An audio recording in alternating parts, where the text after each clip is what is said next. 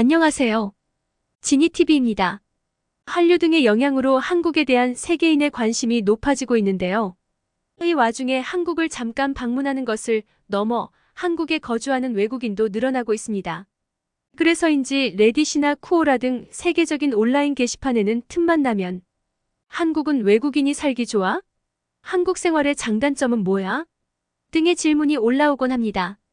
오늘은 바로 이런 질문에 대한 답변들을 소개하겠습니다. 먼저 1년 정도 한국에서 일했다는 인도인의 말을 들어보지요. 나름 모범적인 정리 같아요. 한국에 대한 나의 감상은 다음과 같다. 첫째, 성냥갑 아파트. 시골 생활을 하지 않는다면 대부분 도시의 작은 아파트에 살아야 해. 둘째, 사람들은 되게 친절하고 따뜻해. 다만 영어를 못하는 사람이 많아서 유감이야. 셋째, 한국 사람들이 인종차별적이거나 외국인을 싫어한다는 말이 있는데 그건 지나친 평가 같아. 그들은 영어를 못하고 새로운 사람을 사귀는데 조심스러울 뿐이지. 넷째, 한국은 세계에서 가장 안전한 곳 중 하나야. 나는 종종 새벽 4시에 집에 갈 때가 있었는데 아무런 문제가 없었어. 다섯째, 전체적으로 사람들이 법을 잘 지켜. 한 번은 내가 지갑을 ATM기 앞에 두고 온 적이 있었는데 나중에 가보니 그대로 있더라고. 여섯째, 자연이 정말 아름다워. 그리고 한국 사람들은 자연을 정말 사랑하지. 일곱 번째, 한국 사람은 게임 중독자이기도 해. PC방마다 사람들이 바글바글해.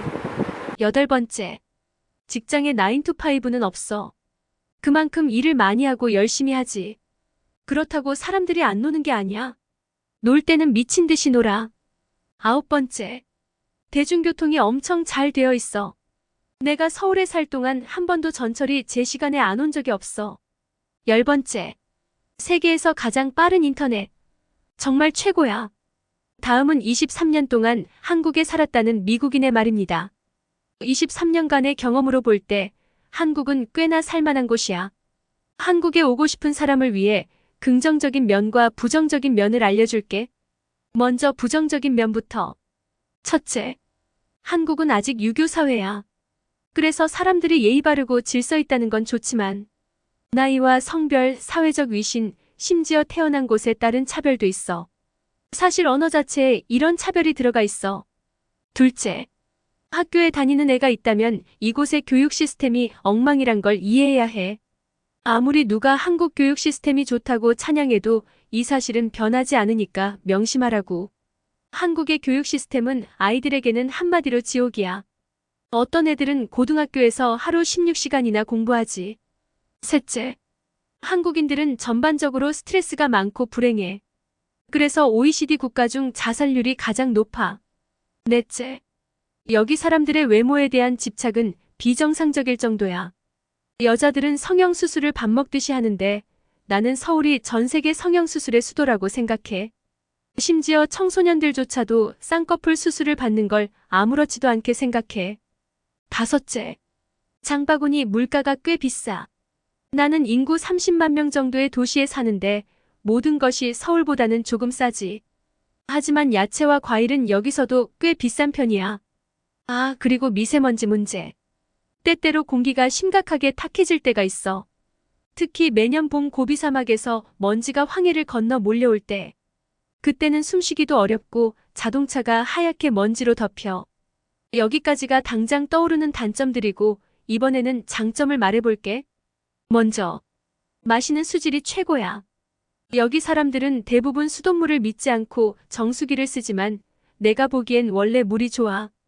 둘째, 한국말을 조금이라도 해주면 주변 사람들이 너무 좋아해. 그 때문에 어렵지만 한국어 공부를 더 열심히 하게 되지. 게다가 한글 문자는 놀라울 정도로 배우기 쉬워. 셋째, 서비스 산업이 아주 발전해 있어. 뭐든지 온라인으로 주문하면 하루 이틀 만에 도착하고 대부분의 음식 배달이 가능해. 넷째, 인터넷 연결은 세계 최고지. 엄청나게 빠를 뿐 아니라 안 되는 곳이 없어.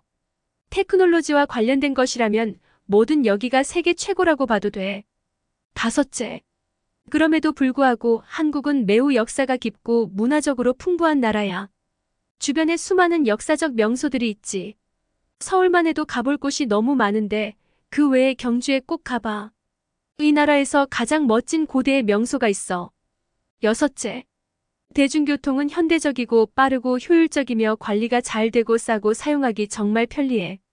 일곱째, 치안 문제에 관해서 말하자면 범죄가 전혀 없다고는 할 수 없겠지만 개인적으로 범죄를 경험한 적이 한 번도 없어.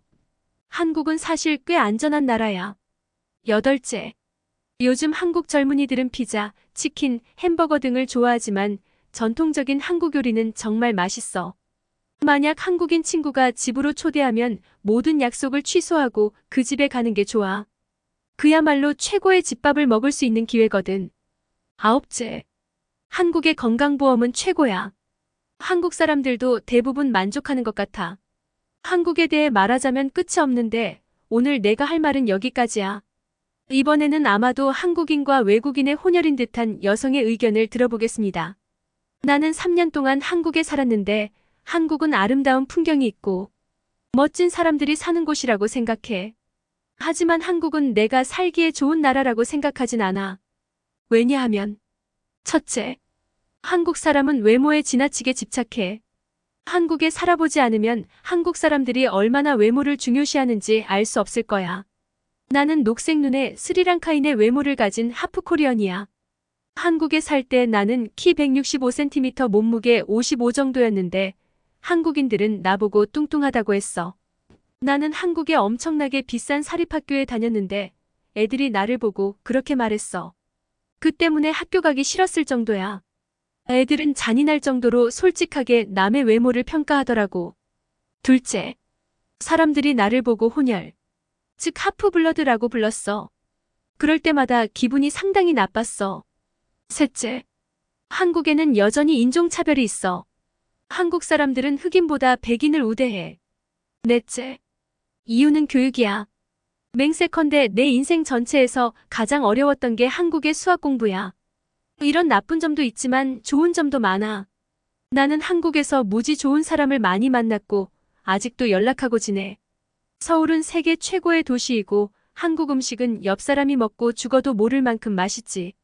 이 여성은 한국에서 학창시절을 보낸 것 같네요. 한국의 학창시절은 세계 최악이라고 해도 할 말 없다는 사람들이 많더군요. 그리고 지니TV 운영자는 우리가 무심코 혼혈이라고 부르는 것에 상처받는 사람이 있을 줄 몰랐습니다. 앞으로 조심해야 할 것 같네요. 마지막으로 한국에서 영어 선생을 하면서 너무 좋았다는 네티즌의 말을 들어보겠습니다. 농담하는 거야? 한국은 정말 최고라고. 나는 비자를 연장할 수만 있었다면 절대 한국을 떠나지 않았을 거야. 한국을 떠나던 날이 내 인생 최고로 슬픈 날이었어. 나는 굉장히 내성적인 성격인데 한국 문화가 이상하게 나와 맞더라고. 봄, 여름, 가을, 겨울 사계절도 나는 너무 좋았어. 음식도 내 입맛이 딱 맞더라고. 오늘은 한국 생활 경험이 있는 해외 네티즌들의 글 중에서도 잘 정리된 몇 개만을 소개했습니다. 사실 여기서 소개한 의견이 한국 생활의 장단점에 대한 대부분의 의견을 비교적 잘 반영한다고 생각합니다. 이를테면 안전과 인터넷, 대중교통, 음식 등은 외국인 누구나 칭찬하는 거고요. 성형수술과 외모 집착은 누구나 과하다고 보는 것 같습니다. 인종차별은 분명 고쳐야 할 점이고요. 혼혈이라는 용어의 부적절함, 수돗물의 깨끗함 등은 우리가 평소 잘 의식하지 못했던 것 같네요. 이런 의견들이 우리가 스스로를 돌아볼 기회를 제공하겠지요. 오늘은 여기까지입니다. 지니TV를 시청해주셔서 감사합니다. 재미있게 보셨으면 구독과 좋아요 부탁드립니다.